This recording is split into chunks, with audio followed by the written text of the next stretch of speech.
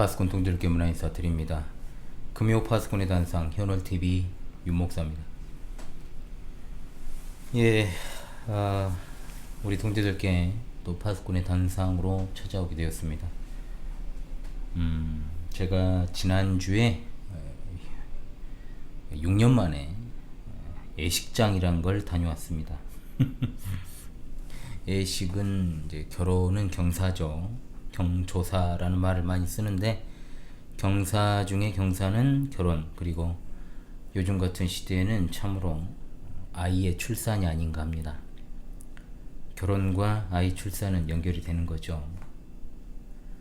저는 정말 현실적으로 저와 가까운 이의 결혼식에 다녀왔지만 또 다른 현실적으로는 정말 머나먼 이의 결혼식에 다녀왔습니다. 이 말의 의미는 저의 최측근이 아니라면 알 수 없죠. 현실적으로 가깝다는 것은 생례적으로 가까울 수밖에 없는 관계라는 의미일 테고, 또한 현실적으로 정말 머나먼 이의 결혼식이라면 평상시에 볼 일이 거의 없는 그런 관계라는 의미일 겁니다.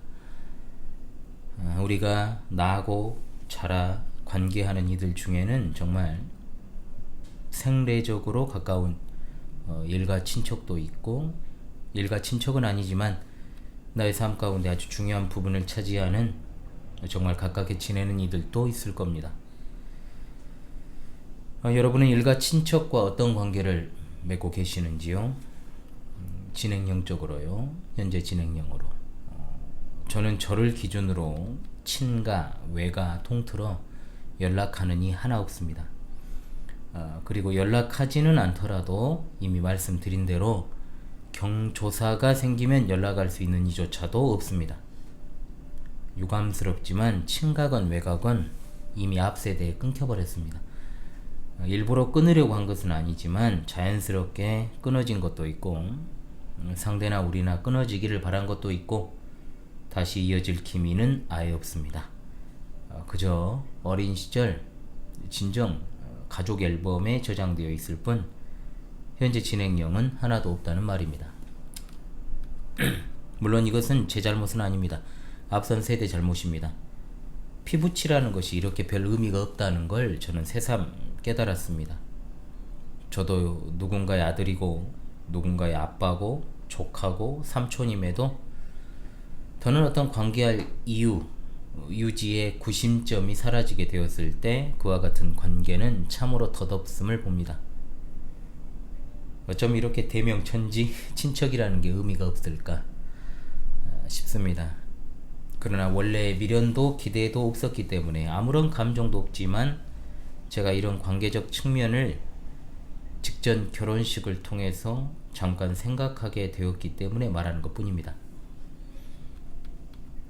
이미 여러분께 말씀드린 바 있습니다만은 제 이야기를 조금 하겠습니다. 저는 성경에 나오는 디모데와 신앙적으로 닮은 게 있습니다.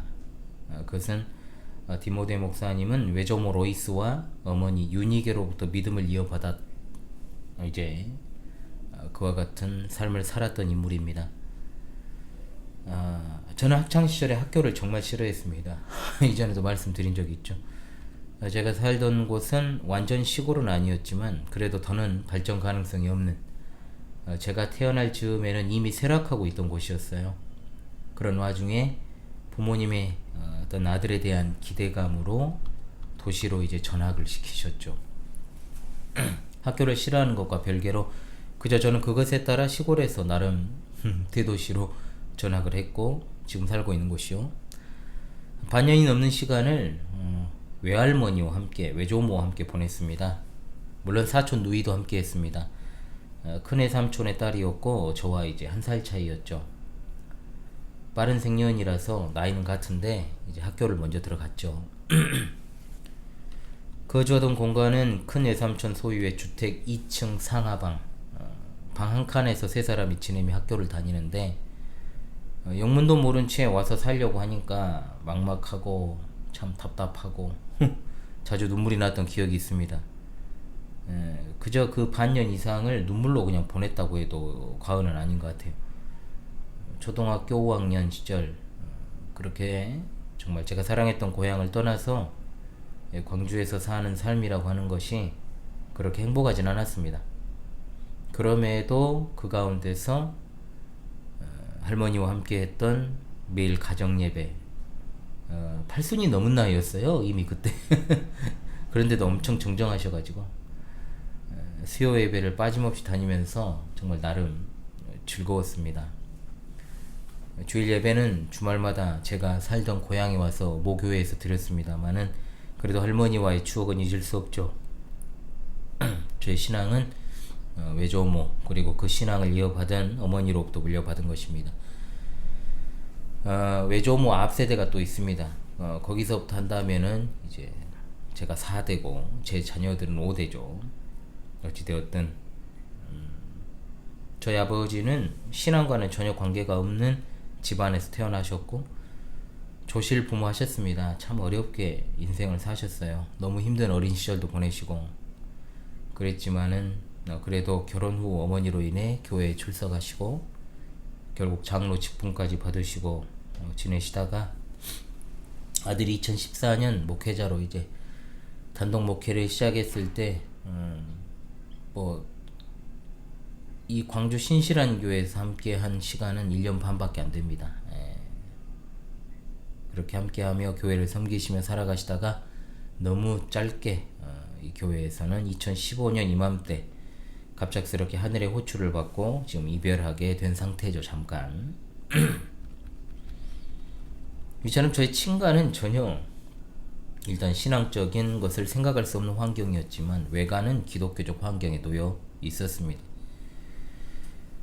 내용적으로는 어땠는지는 모르겠습니다만 어린 시절부터 지금에 이르기까지 외갓집에서 겪었던 그래도 경건한 신앙의 분위기 저를 언제나 감싸고 있었죠. 물론 어린 시절이었기 때문에 그 이면에 있던 여러 잡다한 일은 눈에 보이지는 않았을 겁니다. 그저 눈에 보이는 그런 어떤 환경, 액면 그대로 모든 것을 받아들이고 그렇게 지내왔죠. 그리고 무엇보다도 외할머니가 제 구심점이었으니까요. 신앙적으로도.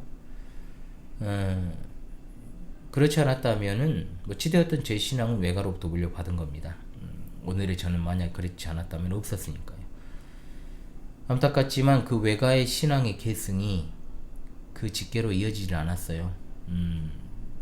외삼촌 3분 중에 2분은 이미 자기 세대의 그 신앙이 끊겨버렸고 한 사람은 자기 신앙은 가지고 있었지만 자녀들에게 계승을 못했습니다. 놀랍게도 그 외조모의 신앙은 제게 이어졌습니다. 제 쪽으로. 하나님의 놀라우신 은혜로 저는 목사로서 외가친가 통틀어서 제가 목사 혼자거든요. 물론 있긴 있어요 그쪽에. 근데 제가 관계하고 있지 않기 때문에 그래서 그 신앙을 제 다음 세대로 전수할 뿐만 아니라 그 신앙이 끊겨 있었어요. 끊길 뻔했던 그리고 끊겨 있었던 제 형제들을 일으켜 세우는데 제가 쓰임받게 되었고 그 자녀들에게 또 제가 그 신앙을 계승하는 중입니다. 끊어진 거를 이으기도 했고 그쪽에서 끊어진 것을 제가 이어받기도 한 거예요. 그러니까 남들이 보기에는 제가 어떠할지 모르겠습니다. 세상적으로는 작은 목회를 하고 있고 작은 교회니까 우습게 여길지도 모르지만 저는 이 자체로 굉장히 성공했다고 보는 사람이기 때문에 자부심이 대단합니다. 제 신학에 대한 자부심 말할 것도 없고요. 저는 어마어마한 일을 하고 있습니다.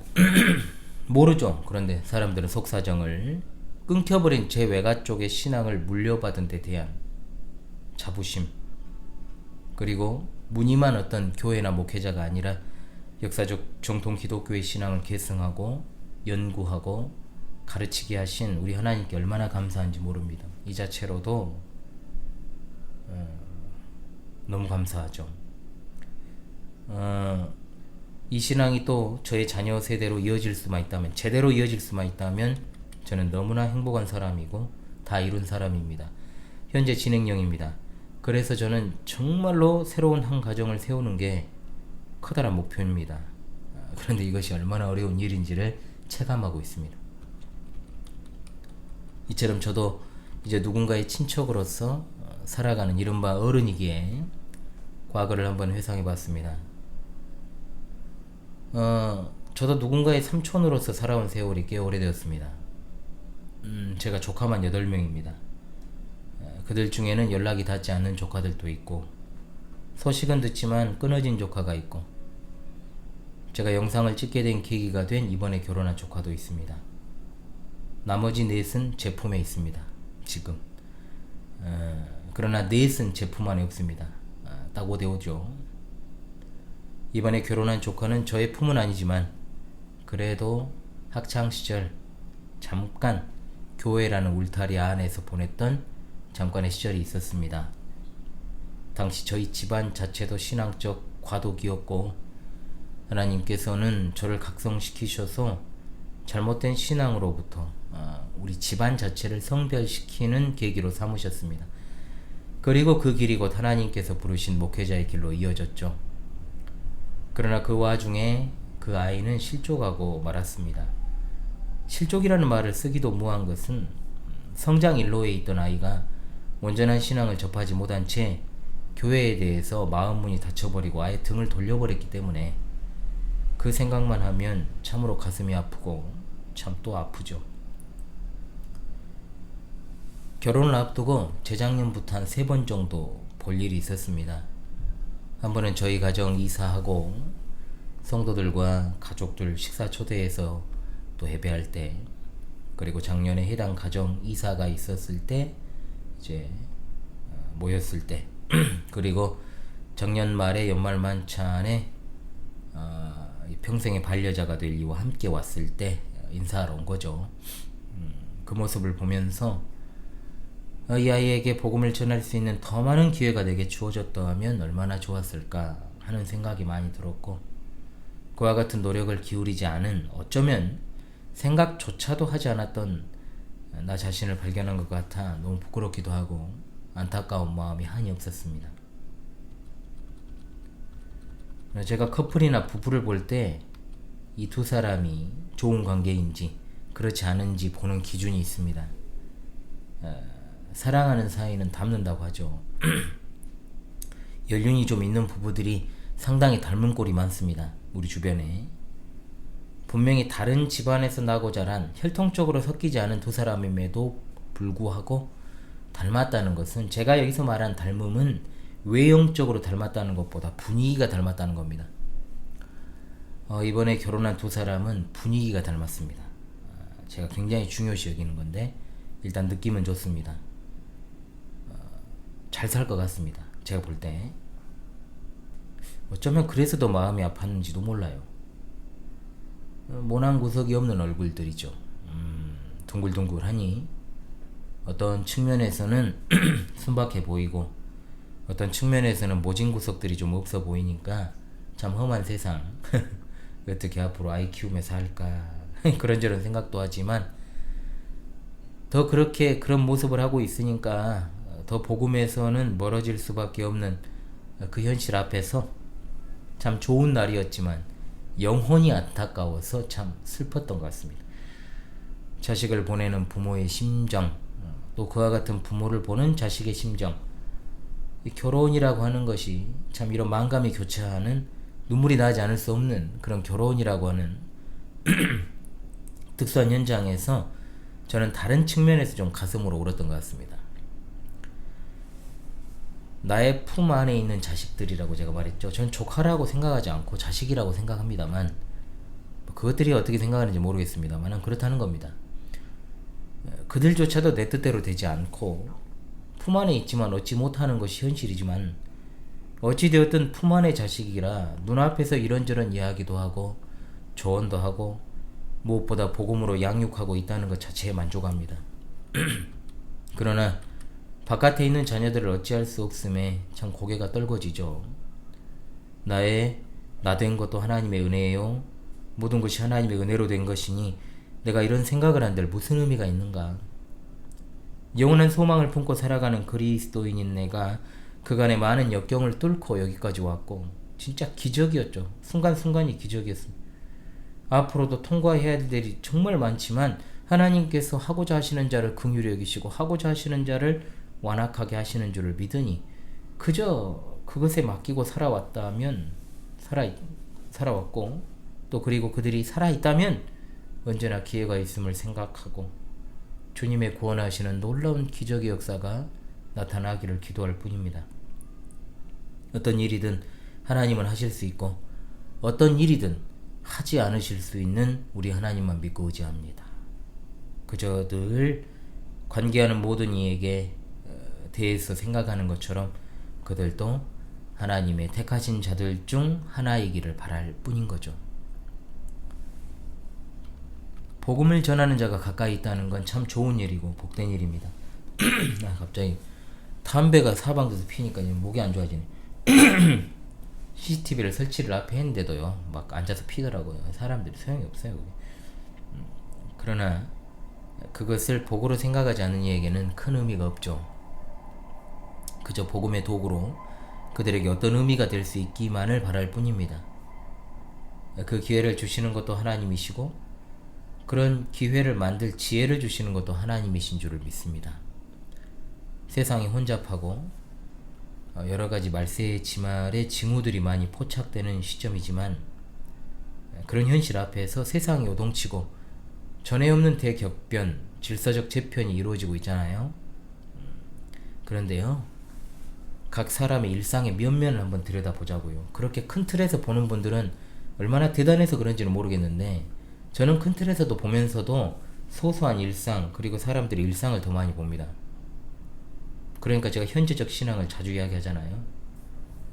진짜 그 일상의 면면을 들여다보면 정말 힘들고 어렵습니다. 하루하루가 인내를 요하는 연단의 과정이고 환난이고 재난이에요. 우리네 서민들의 일상이 얼마나 치열합니까? 진짜 먹고 살기 위한 투쟁들이잖아요. 누군가는 또 결혼하고 누군가는 또 아이를 낳고 누군가는 꼭두 새벽부터 일어나서 하루를 시작하고 남들이 잘 때 어떤 이들은 밤샘 작업을 하고 남들이 출근할 때 어떤 이들은 퇴근하고 늘 피곤에 절어있지만 웃는 낯으로 미소 지으며 남에게 아쉬운 소리 해가며 통사정 해가며 그렇게 하루하루 치열하게 살기 바쁜 것이 우리의 일상이잖아요. 그래서 그런 우리에게 더욱더 필요한 것이 복음이죠. 이렇게 한 세상, 그렇게 한 세상 열심히 산다고 해서 그냥 주어지는 구원입니까? 치열한 우리의 삶이 의미가 있으려면 복음이 그 중심에 있어야 됩니다. 복음을 듣고 성령님의 은혜로 예수 그리스도를 죄인들의 유일한 구주로 영접하여 그분이 주시는 영생의 선물을 받아 누리는 것. 천국을 소망하며 하루하루 힘겨운 생활을 할지라도 이겨나가고 같은 신앙 안에서 하나된 지체들과 손에 손잡고 정말 하찮지만 길잡이 도우미로 세워주신 목사와 함께 고민하고 어려움을 극복하고 앞으로 전진하면서 그렇게 저 천국문에 이를 때까지 선한 싸움, 믿음의 선한 싸움 싸우며 인내로 승리의 면류관을 쓰게 될 때를 바라고 고대할 따름입니다. 제가 여기에다가 뭐 어떤 결혼식이라고 명명을 했습니다마는 참 행복했던 결혼식이라고 기억되기를 바라고 또 바랍니다. 그렇게 되기 위해서는 그들 부부의 삶에 우리 하나님의 개입이 절대적입니다. 개입해 주시기를 간절히 열망합니다. 상상도 할 수 없는 일들을 지금까지 저와 우리 집안에 베풀어 주신 하나님, 어떤 일도 하실 수 있는 우리 하나님을 믿고 의지합니다. 울타리 안에 있는 이들, 울타리 밖에 서성이는 이들 모두가 한 마음을 품고 살아가는 그날까지 저는 계속해서 전하고 기도하고 울고 가슴 치며 또 정신을 차리고 각성하고 그렇게 전하고 살아가겠습니다. 그것뿐입니다. 그것이 저의 사명이니까요.